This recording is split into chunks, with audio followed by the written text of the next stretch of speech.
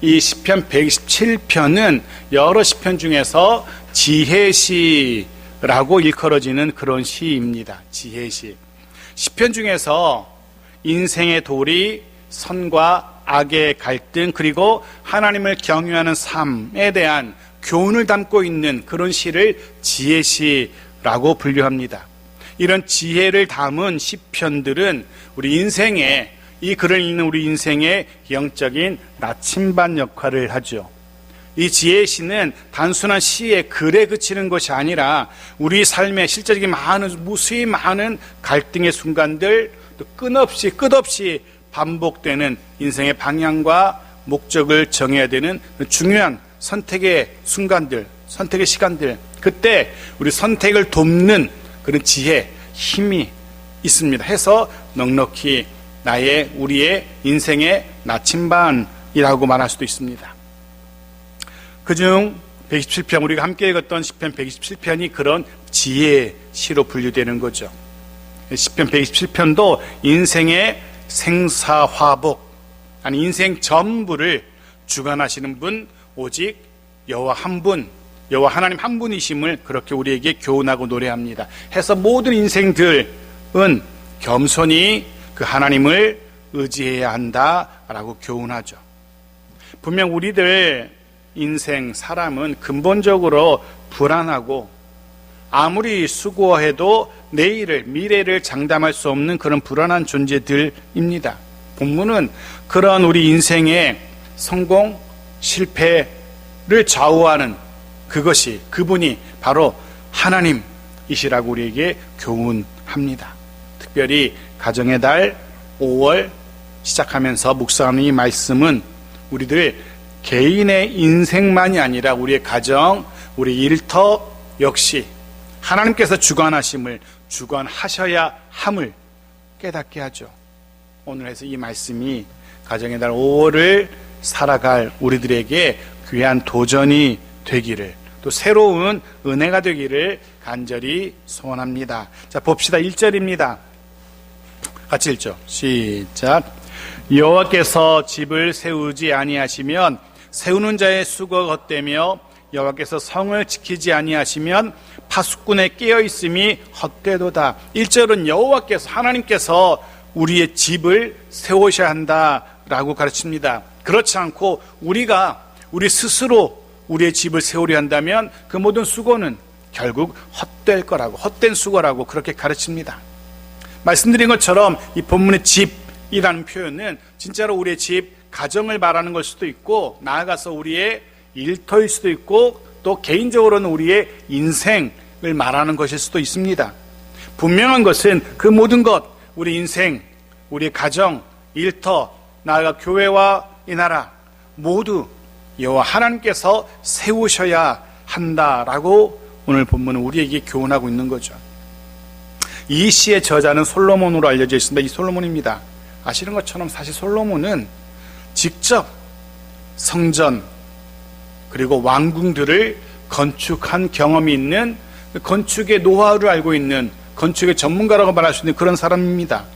그런 그 많은 왕궁들과 성전을 지어본 그가 마지막에 내린 결론, 깨달은 것, 그건 여호와께서 지으셔야 한다, 여호와께서 세우셔야 한다는 것이 그의 결론이었습니다. 본문에 등장하는 집을 세우지 아니하면 세우는 자, 이 세우는 자가 등장하는데, 이 사람 역시 건축에 관한 아주 전문적인 지식과 기술을 가진 사람일 겁니다. 거기다가 수고, 즉 그가 할 수 있는 최고의 노력을 다해서 건축을 할 겁니다. 하지만 그런 사람의 지식과 기술 그리고 노력, 그것만으로는 안 된다는 거죠. 여호와의 도우심이 있어야 한다라고, 여호와가 도우셔야 한다라고 그렇게 노래하고 있죠. 거기서 그치지 않습니다. 성을 지키지 아니하시면, 이미 세워진 성인 거죠. 이미 세워졌어요. 하지만 그 이후에도 하나님이 지키시지 않는다면 안 된다는 겁니다. 성을 지키는 파수꾼, 이 파수꾼은 사실 성을 지키는 데 있어서 아주 탁월한 전문가 중에 전문가일 겁니다. 그만큼 중요한 자리였고 중요한 임무였기 때문에 그럴 겁니다. 생각해 보십시오. 만일 성을 지키는 파수꾼이 제대로 지키지 않고 한눈 팔고 잠이나 자고, 그럼 적군의 침입 알아채지 못할 것이고 적군의 침략을 당하게 될 것이고 속절없이 성을 내주어야 될 겁니다. 해서 성을 지키는 파수꾼의 임무는, 이 임무는 잘 훈련된 군사들이, 믿을 만한 군사들이 이 임무를 맡게 되죠. 하지만 그럼에도 불구하고 그렇게 잘 훈련된 최고의 요원들, 파수꾼, 그들의 수고에도 불구하고 하나님께서 그 성을 지키지 않으시면 그런 파수꾼의 수고조차 아무 소용이 없다는 겁니다. 그 역시 하나님의 보호하심과 하나님의 돌보심이 절대적이라는 것을 노래하고 있습니다. 세우는 것도, 또 세워진 집 지키는 것도 하나님이 절대적으로 필요하다는 거죠. 좀 더 봅시다. 2절입니다. 같이 읽죠. 시작. 너희가 일찍이 일어나고 늦게 누우며 수고의 떡을 먹음이 헛되도다. 그러므로 여호와께서 그의 사랑하시는 자에게는 잠을 주시는도다. 일찍이 일어나고 늦게 눕고 수고하고, 뭘 말합니까? 세상 모든 사람들이 말하는 성공의 비결입니다.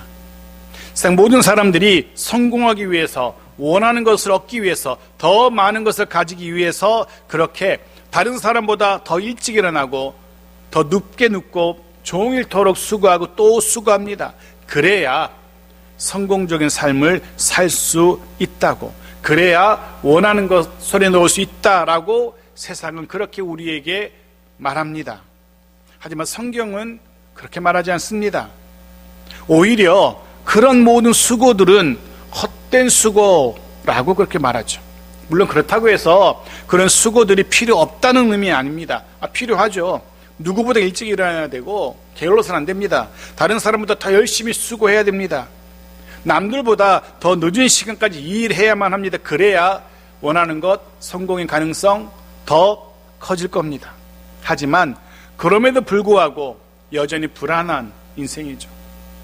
열심히 한다고 해서 새벽 일찍 일어나고 밤늦게 눕고 열심히, 누구보다 열심히 일한다고 해서 다 성공하는 게 아니라는 거죠.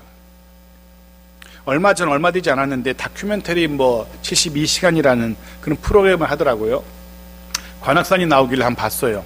관악산을 오르는 그 새벽부터 막 열심히 오르는 사람들의 사연을 담고 있더라고요. 그중 어떤 분이 이렇게 말하더라고요. 성공은, 자기가 원하는 성공, 그 성공은 행운과 노력의 그 중간 어디쯤인 것 같다고 그렇게 말하더라고요. 아무리 노력한다고 해도 되지 않는다는 거죠. 적당한 행운이 찾아와야만 자신이 원하는 것 얻을 수 있다라는 그런 인터뷰였습니다. 해서 자신은 최선을 다해서 노력도 하고 또 관악산에 정기를 받으려고, 관악산에 기도하려고 이렇게 이른 새벽에 올라왔노라 라고 말하더라고요. 아주 틀린 말은 아닌 것 같아요. 노력한다고 해서 다 원하는 것, 성공하는 것 얻을 수 있고 성공하는 거 아니라는 거죠. 심지어는 남들이 감탄할 정도의 초인적인 노력을 한다 할지라도 여전히 불안한 인생입니다. 아무리 발버둥 치고 노력해도 원하는 거 다 얻을 수 없는 그런 세상이죠. 그런 인생이죠. 그런 우리의 노력 필요하고 우리의 수고 있어야지만 더 절대적으로 필요한 게 뭐라고요? 하나님의 도우심이라는 거죠. 하나님의 도우심이 없는 그 모든 우리의 수고와 노력 아무 의미가 없다는 겁니다. 하나님의 도우심이 절대적이라는 겁니다. 창세기 11장 바벨탑 사건이 그 모든 대표적인 아마 예일 겁니다. 보십시오. 3절과 4절. 창세기 11장 3절 4절 같이 읽어볼까요? 시작. 서로 말하되 자 벽돌을 만들어 견고히 굽자 하고 이에 벽돌로 돌을 대신하며 역청으로 진흙을 대신하고 또 말하되 성읍과 탑을 건설하여 그 탑 꼭대기를 하늘에 닿게 하여 우리 이름을 대고 온 지면에 흩어짐을 면하자 하였더니, 보시면 열심히 고생합니다. 열심히 탑을 쌓습니다. 그냥 적당히 주변에서 구할 수 있는 그런 돌, 그런 걸로 하지 않습니다. 잘 짜여진 벽돌을 새로 굽습니다. 주변에서 대충 구할 수 있는 진흙으로 탑 쌓지 않습니다. 그래도 될 텐데 그러지 않습니다. 굳이 고생해서 역청을 준비해서 탑을 쌓습니다. 적당히 사람 키 높이도 아닙니다. 하늘에 닿을 정도로 말 그대로 벽돌을 굽고 역청을 만들고 한층 한층 높은 탑을 쌓아 올라갑니다. 땀을 뻘뻘 흘리면서 목마름과 배고픔을 견뎌가면서 참아가면서 한층 한층 그렇게 수고를 하는 거죠. 하지만 하나님의 도우심이 없는 이들의 수고, 인생의 수고, 그 결국이 무엇입니까? 바로 바벨, 흩어짐이라는 바벨이었습니다. 흩어지는 거였습니다. 무너지는 거였습니다. 우리의 인생, 여러분의 인생, 우리의 가정, 일터, 교회, 하나님이 함께 하셔야 됩니다. 하나님이 세우시기를, 하나님이 지키시기를, 하나님이 도우시기를 소원하며 축복합니다. 그런데 보십시오. 더 나아가서 그런 하나님이 없는 인생의 노력, 분명 무의미하고 헛된 결과로 이어지지만 전혀 다른 반대의 경우가, 놀라운 반전의 이야기가 펼쳐집니다. 어떤 사람은 전혀 다른 인생을 살 수 있다는 겁니다. 바로 하나님께서 사랑하시는 자의 삶입니다. 이들의 삶이 어떤지 보십시오. 이들은, 성경은 이렇게 번역합니다. 그에게는 잠을 주시는도다. 그래, 다른 번역본은 이렇게 번역하죠. 한번 보십시오. 같이 읽어볼까요? 같이 읽죠. 새 번역 성경인데 2절을 다시 읽어보겠습니다. 시작. 일찍 일어나고 늦게 눕는 것, 먹고 살려고 애써 수고하는 모든 일이 헛된 일이다. 진실로 주님께서는 사랑하시는 사람에게는 그가 잠을 자는 동안에도 복을 주신다. 이해가 되시는지요? 어떤 사람은 일찍 일어나고 늦게 눕고 먹고 살려고 애써 수고합니다. 하지만 그것이 헛된 사람이 있어요. 어떤 사람은 잠을 자는 동안에도 복을 주신답니다. 아무리 노력해도, 아무리 발버둥치고 애썼지만 원하는 것을 얻을 수 없는 인생이 있습니다. 하지만 어떤 사람은, 어떤 인생은 쿨쿨 마음 편히 다리 뻗고 잠을 자도 복을 누린답니다. 어떤 사람이요? 하나님께서 사랑하시는 사람입니다. 중요한 핵심이 여기 등장합니다. 여호와께서 사랑하시는 사람. 이 사람은 잠을 자는 동안에도 복을 누리게 될 겁니다. 복, 어떤 복, 무엇을 말하는 겁니까? 다른 사람들이 잠을 주려면서까지 그렇게 수고하며 얻으려고 했던 그것, 바로 그것. 모든 사람들이 원하는 것, 손에 쥐고 싶어하는 것, 바로 그것. 하나님께서, 하나님이 사랑하시는 사람에게 그냥 주신답니다. 해서 하나님께 사랑받는 것, 하나님께 사랑받는 사람이 되는 것, 이게 중요한 거죠. 하나님께 사랑받지 못하고, 하나님께 인정받지 못하고, 하나님과 관계없는 그 모든 수고와 노력은 헛되지만 하나님께 사랑받는 사람이라면 모든 것들 하나님께 그냥 주신답니다. 저와 여러분, 그렇게 하나님께서 사랑하시는 그런 사람들이길 축복합니다. 하나님이 사랑하시는 우리의 가정이고 하나님이 사랑하시는 우리 일터이기를 축복합니다. 하나님이 그런 우리가 잠을 자는 동안에도 우리의 필요한 것 채우실 겁니다. 우리가 이 땅에서 복을 누리며 살도록 도우실 겁니다.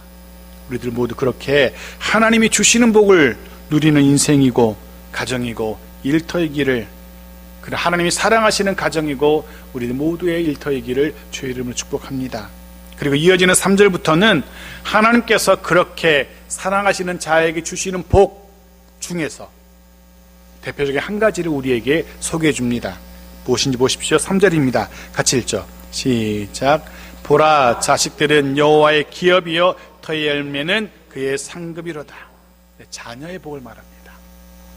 하나님께서는 사랑하시는 자에게, 사랑하시는 가정에게 복을 주십니다. 그 복 가운데 하나, 자녀의 복입니다. 물론 지금도 그렇지만 당시에는 더더욱 자녀들의 있고 없음이 복 중의 복이라고 그렇게 여겨졌습니다. 가장 큰 복으로 여겨졌던 거죠. 사실 자녀, 우리들 부모, 사람의 의지로 될 수 없는 부분입니다. 그렇지 않습니까? 하나님의 절대 주권이 필요한, 하나님의 절대 주권에 속한 영역이 바로 자녀들의 영역인 것 같아요. 게다가 잘 아실 겁니다. 우리 자녀들 절대로 우리 뜻대로, 부모들의 뜻대로 되지 않습니다. 아니, 양육의 과정은 고사하고, 아이들을 키우는 거, 부모 때도 안 되는 거, 그 양육의 과정은 고사하고 그들이 세상에 태어나는 것조차 우리 뜻대로 안 되죠. 우스갯소리로 그런 말들이 있었어요. 아버지도 목사님이고 시아버지도 목사님이고 남편도 목사님인데 자녀가 없는 그런 집도 있다라고, 뭐 그런 우스갯소리로. 사람의 노력으로 되는 게 아니라는 거죠. 하나님의 절대 조건에 속한다는 거죠. 온전히 하나님의 주권에 속한, 하나님이 주셔야만 하는 복, 자녀의 복입니다. 해서 성경은 그런 자녀들을 어떻게 표현합니까? 기업, 즉 유산, 그리고 상급, 이렇게 표현하고 있어요. 내가 원한다고 달라고 해서 받을 수 있는 게 아니라는 거죠. 주시는 분이 주셔야만 받을 수 있는 그런 유산, 상급인 거죠. 게다가 생각해 보십시오. 집을 열심히 세웠어도 땅 잘 지키고 기업 잘 지키고 했지만 후사가 없다면 그 고생해서 세운 집, 그 수고해서 지키는 그 땅 아무 소용이 없는 거죠. 후사가 없다면. 해서 자녀의 복이 중요했던 겁니다. 그 복을 누가 주신다고요? 하나님께서. 누구에게 주신다고요? 사랑하시는 자에게입니다. 4절도 봅시다. 같이 읽죠. 시작. 젊은 자의 자식은 장사의 수중의 화살 같으니. 젊은 자의 자식, 젊었을 때 얻은 자녀들을 말합니다. 우리의 자녀들을 말하는 거죠. 그들을 어떻게 표현합니까? 장사의 수중의 화살 같답니다. 장사의 손에 들려진 화살, 장사, 용사를 말합니다. 위대한 싸움을 잘하는 그런 군인을 의미하는 표현입니다. 강하고 탁월한 싸움에 능한 용사. 어떤 사람도 함부로 넘볼 수 없는, 만만하게 볼 수 없는 그런 용사들을 말합니다. 그런데 그런 그의 손에, 그의 존재만으로도, 그런 용사, 장사의 존재만으로도 두려운데 그의 손에 무시무시한 화살까지 들려있다라고 생각해 보십시오. 아무도 대적할 수 없는 그런 사람일 겁니다. 무서울 게 없는 거죠. 자녀들이, 우리의 자녀들이 그런 존재라는 겁니다. 내게 자녀가 있다는 것, 그것만으로 든든하다는 거죠. 마음이 든든하다는 거죠. 물론 실제적으로 우리의 자녀들을, 뭐 다른 집의 자녀들은 그럴지 모르겠지만 우리의 자녀들을 생각해 보면 진짜 마음 든든하고 그 장사의 수중에 있는 화살 같은 그런 존재들인지 생각해 보면 아직까지 그 화살이 좀 짧은 것 같기도 하고 손에 있어도 별로 도움이 안 될 것 같기도 하고, 그런 자녀들 읽은 것도 할 것 같기도 하고, 과연 장사의 수중 화살 같은 존재들인지 바라기는 그렇게 되기를 하나님께서 그렇게 되게 하실 겁니다. 그런 복을 주실 겁니다. 아멘 하십시오. 우리 자녀들을 위해서 네, 정말 우리에게 든든한 우리 자녀들이 될 겁니다. 있는 것만으로도 든든한, 분명 자녀들 하나님께서 주신 축복이며 상급입니다. 중요한 건, 더 중요한 건 우리가 그 축복, 하나님이 주신 그 축복, 그 상급, 자녀들 어떻게 관리하고 어떻게 양육하는가 더 중요할 겁니다. 그들을 더 반짝반짝 빛나게 할 수도 있고, 거꾸로 자녀들이 우리에게, 부모에게 재앙이 되는 그렇게 양육할 수도 있을 거예요. 잠언 19장 13절은 그렇게 경고하죠. 같이 읽어볼까요? 시작. 미련한 아들은 그의 아비의 재앙이요 다투는 아내는 이어떨어지는 물방울이니라. 우리 아내 부분이 아니고 앞에 부분, 이제 아들의 부분을 보면 미련한 아들은 그 아비의 재앙이요, 제대로 관리되지 않은, 제대로 양육되지 않은 자녀 재앙이 될 수도 있다는 잠언의 경고입니다. 하나님이 주신 복이지만 그 복 잘 관리하지 못한다면 그렇게 될 수도 있는 거예요. 해서 하나님 뜻대로, 하나님의 기대대로 기도하면서 잘 관리하고 잘 양육하는 그런 우리의 가정에게 소원합니다. 해서 정말 하나님이 주신 복임을 고백할 수 있기를 해서 그 복을 주신 하나님께 감사할 수 있는 그런 우리의 가정이 바랍니다. 자녀들은 생각하면 하나님 왜 이런 자녀를 주셨나요? 한탄하는 게 아니라 그 자녀에 대해서 감사할 수 있는 그런 우리의 가정이길 바랍니다. 자, 마지막 5절입니다. 같이 읽죠. 시작. 이것이 그의 화살통에 가득한 자는 복되도다. 그들의 성문에서 그들의 원수와 담판할 때에 수치를 당하지 아니하리로다. 화살통에 가득한 화살, 많은 자녀들을 말하는 거죠. 자녀들을 말하는 겁니다. 얼마나 든든한지. 성경은 그런 사람이, 자녀가 많은 사람이 복된 사람이라고 표현합니다. 복되도다. 사실 이 원문에는 복되도다가 제일 앞에 있어요. 그 복을 강조하고 있는 겁니다. 어떤 사람이 복 있는 사람인 줄 아니? 그 복은, 진짜 복은 자녀들이 많은 사람들이야, 자녀들이 있는 사람이야 라고 말하는 거죠. 근데 그런 묵상을 하게 되어집니다. 정말 복 있는 사람 누구일까? 정말 복 있는 사람? 세상에 말하는 힘 있는 사람 아닙니다. 세상에 말하는 많은 것 소유한 사람 아닙니다. 정말 복 있는 사람은 하나님이 주시는 것으로 채워져 있는 사람입니다. 그 중에 하나가 바로 자녀들이라는 거죠. 하나님이 주시는 것으로 가득한 그런 가정, 복 있는 가정인 거죠. 네, 정말 복 있는 가정은 하나님이 주신 것으로 가득한 그런 가정일 겁니다. 우리의 인생이, 저와 여러분의 인생이, 우리의 가정이 그렇게 하나님의 것들로, 하나님이 주시는 것들로 가득하기를, 그런 복 있는 인생이고 가정이고 일터이길 바랍니다. 그저 아득아득 이갈면서 내가 뭔가 해내려고 하는 그런 애씀만 있는 그런 삭막한 우리의 가정이 아니라 하나님이 주시는 것으로 넉넉해서 여유롭고 평안한 그런 참 복을 누리는 그런 가정이길 바랍니다. 그런 자녀들은, 그런 자녀들을 가진 부모는 원수와 담판할 때 수치를 당하지 않을 거랍니다. 우리의 자녀들 그 존재 자체가 우리 원수들에게 위협적인 화살과 같은 그런 존재라는 거죠. 우리의 자녀들 그 존재 자체가 내게 힘이 되고 그리고 위로가 된다는 겁니다. 중국에 이런 속담이 있답니다. 아들이 태어나면 문 앞에 화살과 활을 걸어두어라 는 속담이 있답니다. 아들이 태어나면 문 앞에 화살과 활을 걸어두어라. 왜냐하면 이 가정에 새로운 보호자가 태어났다는 그런 선언인 거죠. 주변 사람들에게 이 가정은 이제 아들이 태어났어, 이 가정을 보호할 수 있는 새로운 보호자가 생겼어, 그러니 함부로 우리 집, 우리 가정 함부로 생각하지 마, 그렇게 경고한 거죠. 이 아들이 태어난 이 아들이 이제 이 가정의 든든한 보호자가 될 거야 라는 그런 주변을 향한 선포였던 겁니다. 모두가 다 자녀된 우리들이죠. 저도 여러분도 다 자녀된 우리들입니다. 정말 우리의 부모들이 그렇게 우리를 생각하면서 마음 든든해야 할지, 정말 부모의 안전한 보호자 된 우리의 자녀들인지 생각해 봅니다. 우리의 부모들이 의지하고 부모들에게 힘이 되는 그런 화살들인지, 여기 있는 우리 자녀들, 또 그 자녀의 자녀들, 그런 자녀들로 부모에게 힘이 되고 화살과 같은, 누구에게도 수치를 당하지 않을 수 있는 그런 자녀들이기를 간절히 소원합니다. 아니면 거꾸로 부모를 향해서, 부모의 심장을 향해서 화살을 날리는 그런 자녀들은 아닌지, 그러지 않기를 주의 이름으로 축복합니다. 잠언 23장 22절 읽고 말씀 마칩니다. 같이 읽죠. 시작. 너를 낳은 아비에게 청종하고 내 늙은 어미를 경히 여기지 말지니라. 아멘. 말씀 정리합니다. 시편 127편은 성전에 올라가면서 부르는 노래였습니다. 예루살렘 성전을 향해서 순례의 길을 걷는 순례자가 점점 가까워지는 그 성전을 바라보며 부르는 노래였습니다. 순례자는 이 노래를 부르며 묵상합니다. 여호와 하나님이 내 인생에, 내 가정과 일터에 절대 주권을 가지신 분이심을 묵상합니다.